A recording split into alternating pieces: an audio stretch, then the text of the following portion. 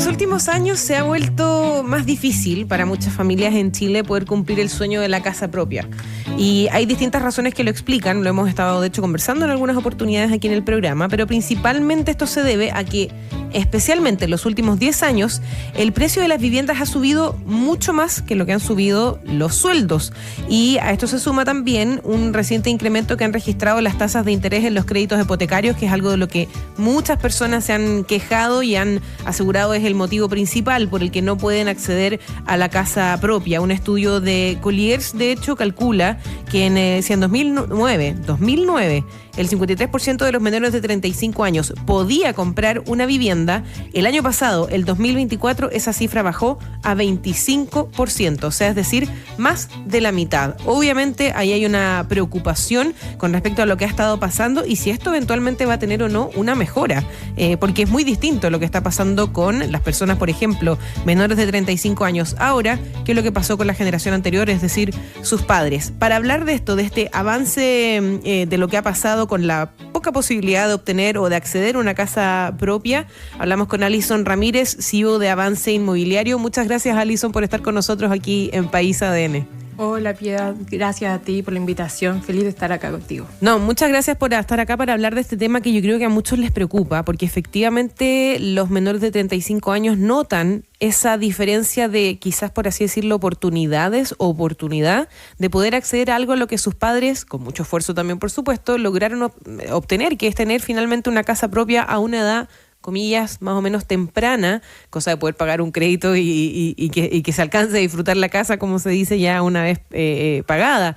Pero es muy difícil hoy en día obtener o llegar a la posibilidad de tener una casa propia. Eso, yo lo decía, tiene muchos factores, pero ¿cuál dirías tú que es el principal? Yo te diría que como factor principal podríamos decir el cambio de los costos de financiamiento, que fue el que nombraste primero, que fue el aumento de las tasas. El aumento de las tasas dificulta mucho también a la gente joven sacar los créditos hipotecarios. El aumento de los requisitos de los bancos. Los bancos antiguamente eran mucho más abiertos a dar crédito hipotecario. Hoy en día están pidiendo cada vez más requisitos. ¿Como cuáles, por ejemplo? Modo post pandemia también se pusieron con más requisitos porque... a modo de ejemplo, antes de la pandemia te pedían, no sé, cada 500.000 pesos te daban un crédito hipotecario de 1.000 UFs. Y post pandemia esa cifra subió a 700.000 pesos. Entonces los bancos ya subieron mucho como el porcentaje que prestan en el fondo a la gente. Y sin contar que la misma incertidumbre que hubo en la pandemia también ayudó a que la gente en el fondo tuviera más miedo de invertir. Claro. Ahora, también con respecto a lo que mencionaba yo, uno de los factores también puede ser el tema de que las viviendas han aumentado su precio, un poco también asociado a la inflación y a otros factores, pero los sueldos no tanto, no han subido tanto comparado con lo que han subido algunos bienes como la vivienda. Sí, exactamente. De hecho, lo que más ha subido es el suelo. Entonces, al tener un mayor aumento del suelo en el precio, suben los precios de construcción y cada vez cuesta más comprar. Claro, o sea, suben los precios de cuánto cuesta construir una casa en cuanto a los materiales y también dónde construirla. Es que el suelo está cada vez más escaso, entonces ya para una inmobiliaria, si antes compraba el suelo, ponte tú en 100, hoy en día lo tiene que estar comprando en 200 porque cada vez hay menos. Entonces ahí también se alzan los costos. ¿Y qué podríamos decir con respecto a eso de el boom que hubo en algún punto inmobiliario de construcción en muchas partes de Santiago, sobre todo también en otros sectores del país, estos edificios gigantes, mucha vivienda, y uno piensa si está tan difícil comprar una casa propia, finalmente, ¿qué pasa con todos esos departamentos?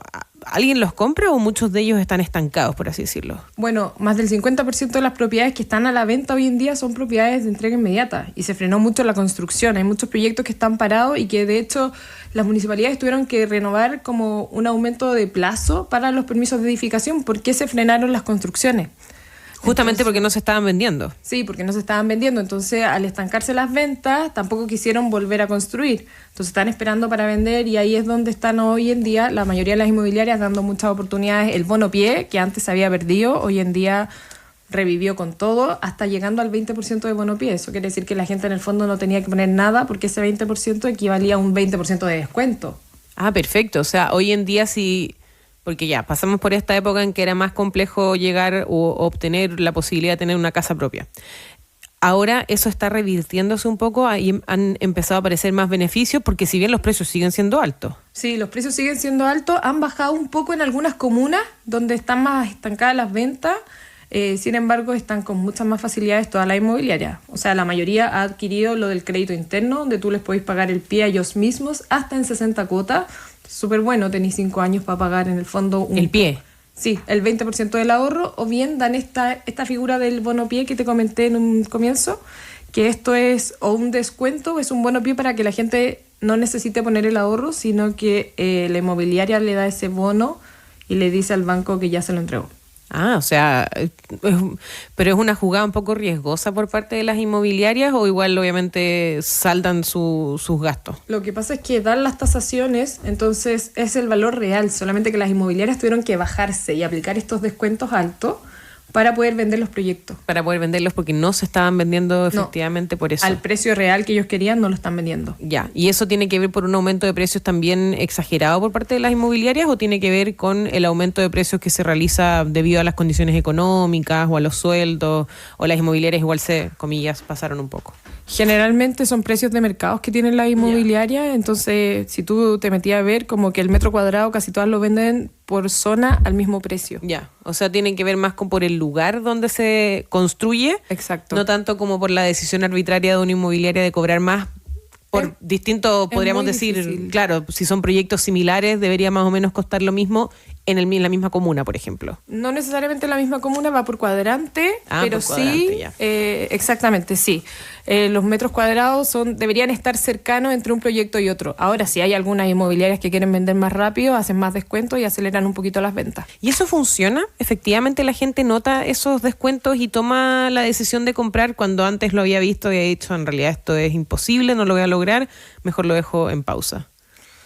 Mira, hay mucha gente que sigue desconfiando y que sigue dejándolo en pausa y lo está aplazando.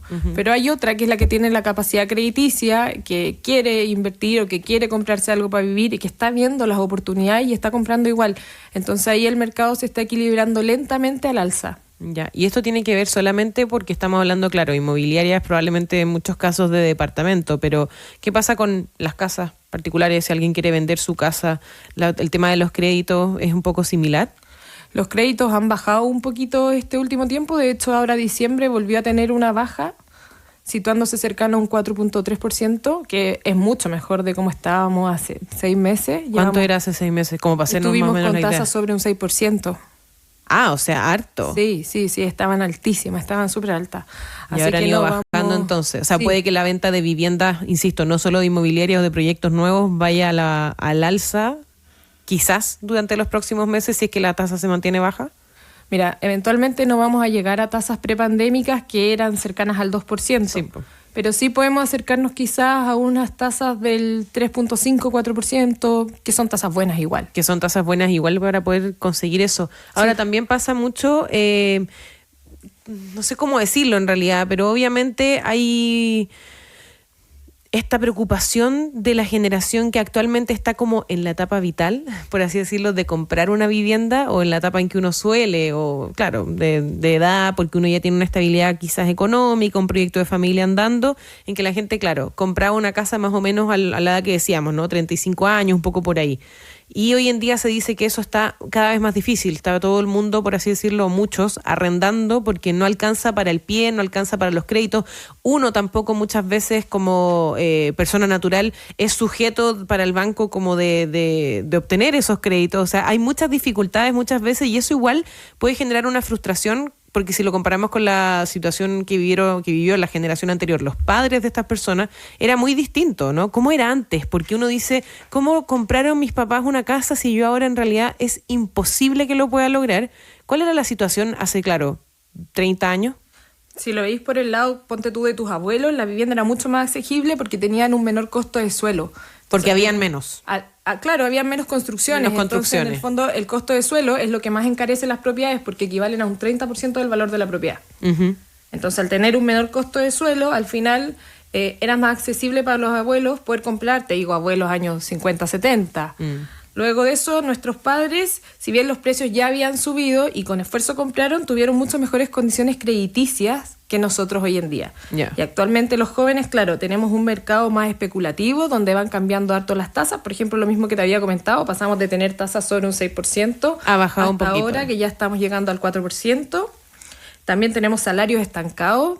No han subido mucho los salarios en los últimos años, yo te diría, en Chile en general.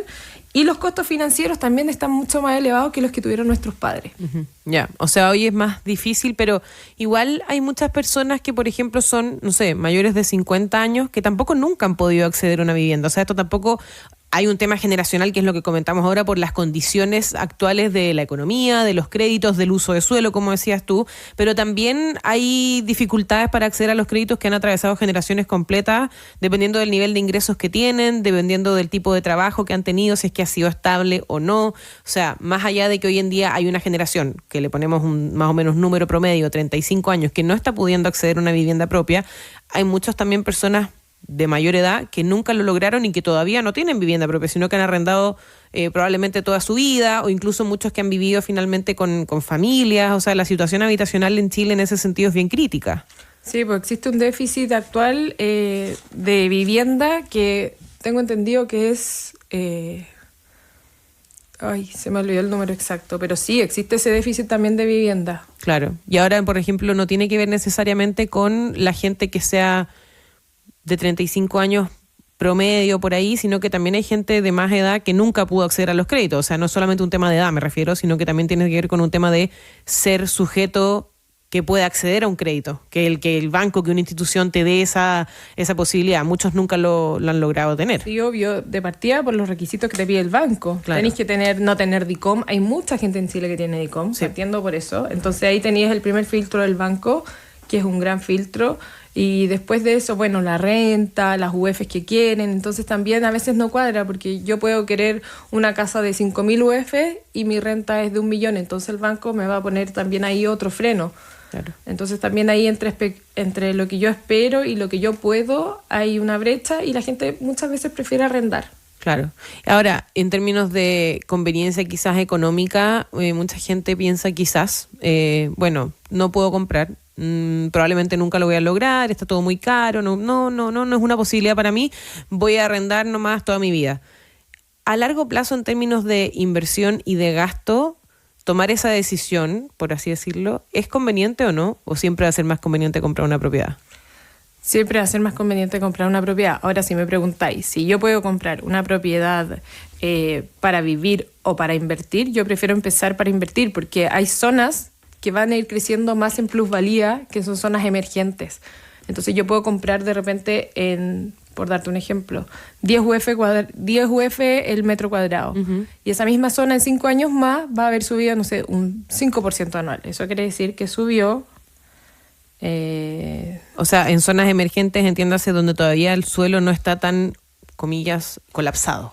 Sí, y donde están, por ejemplo, llegando los metros nuevos, donde se está desarrollando más comercio, donde hay más hospitales, por ejemplo. Son zonas que están creciendo y están en constante crecimiento. Entonces esos lugares crecen más rápido que un lugar más residencial y ya más antiguo, que ya ganó la plusvalía. Claro. Entonces, en el fondo es ir viendo también donde uno va poniendo el ojo para ir ganando ojalá más plata. Claro, o sea, primero comprar para invertir y luego quizás comprar para vivienda propia de sí, donde uno va o a no vivir. Necesariamente, sino que yo también me puedo ir a vivir a un lugar emergente y después lo puedo dejar en arriendo y sé que voy a ganar también más plusvalía. Ya, o sea, igual siempre es conveniente y siempre es una inversión comprar una propiedad. Sí, eso es siempre, un hecho. de todas maneras. En la historia de Chile nunca han bajado. Nunca han bajado y siempre ha sido una inversión. El tema es que muchas veces los requisitos hacen que sea más complejo. Y una pregunta con respecto a eso. ¿Qué pasa con la situación, por así decirlo, de la sociedad hoy en día o de cómo se compone la sociedad? Antiguamente eran más familias, hoy en día, a lo que voy hoy en día, hay mucha gente que vive sola, que vive con amigos, y eso también ha hecho, me imagino, que aumente la cantidad de viviendas que existen, y por eso también en algún minuto, aumentó la demanda y empezó este boom inmobiliario del que ahora en el fondo muchas inmobiliarias no están pudiendo vender. ¿El cambio de la composición o de la forma de vivir de la sociedad tiene un impacto también en el rubro inmobiliario? Sí, totalmente. De hecho, las inmobiliarias todas han cambiado la forma de construir. Antiguamente muchas construían departamentos de 2 y 3 dormitorios y hoy en día muchas se han cambiado a estudios y de 1 dormitorio. Porque ya la gente, no sé, pues prefiere estar con un perro en vez de con un hijo. Prefiere independizarse a los 35 en vez de a los 25.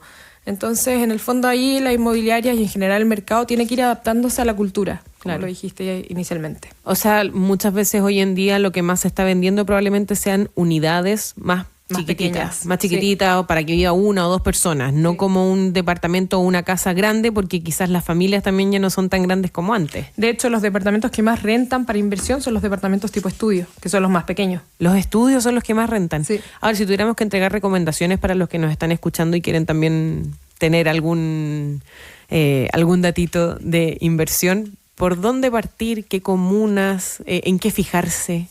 Siempre fijarse dónde llega el metro. Ese es el dato más importante. Porque donde el metro es importante. El metro, sí, siempre va a aumentar el precio del terreno, del suelo.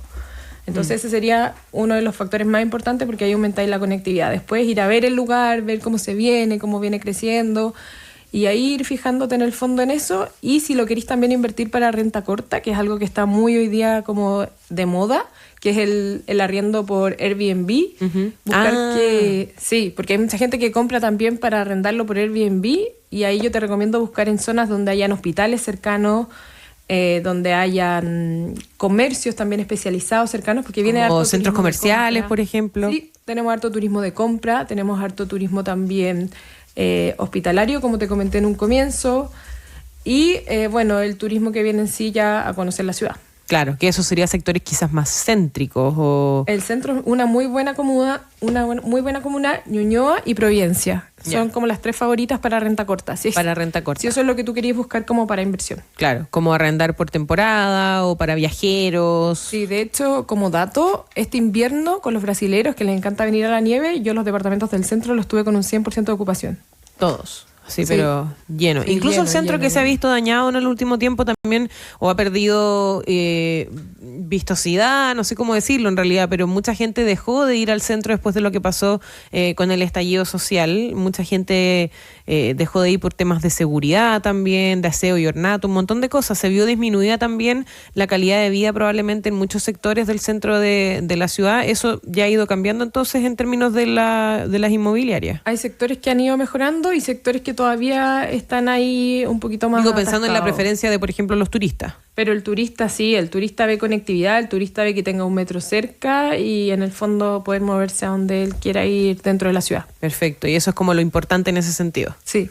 Mira, Alison Ramírez, CEO de Avance Inmobiliario, muchas gracias por haber estado con nosotros hoy día hablando de esto, del acceso a la vivienda, del menor acceso a la vivienda que hay hoy en día por las generaciones más jóvenes, a diferencia de lo que pasó, por ejemplo, con sus padres, pero hay opciones y las tasas están bajando. Esa es la buena noticia con la que nos tenemos que quedar. Hay que quedarse siempre con lo bueno. Perfecto, muchísimas gracias, Alison, que estés muy bien. Gracias a ti, Piedad. Chao, hasta luego. Estás escuchando País ADN, una vuelta por los temas del Chile de hoy.